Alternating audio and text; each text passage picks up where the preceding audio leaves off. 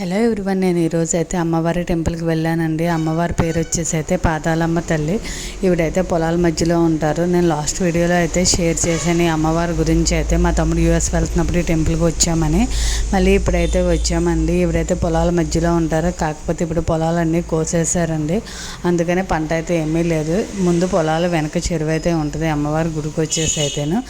ఇప్పుడైతే అమ్మ వాళ్ళు అయితే మొక్కు తీర్చుకుంటున్నారండి. అమ్మవారికి నైవేద్యం అయితే పెడుతున్నారు.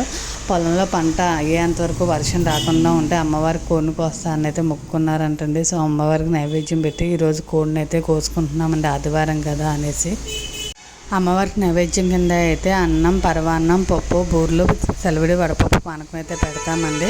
అక్కడ మొక్కు తెచ్చుకోవడం అయిపోయినాకైతే ఇంటికి వస్తే దారిలో పొలం వెళ్ళామండి. దారిలో ఇంటికి వచ్చాకైతే ఇక్కడ వర్షం రాకుండా ఉండడానికి వానదేవుడికి బూర్లు పోస్తానైతే అమ్మ మొక్కుందంట. సో ఆ మొక్కు తీర్చుకుని అయితే ఇంటికి వచ్చినాక ఇక్కడ కూడా అమ్మవారి వానదేవుడికి అయితే బూర్లు పోసారండి. అన్నీ బాగా జరిగినాయి.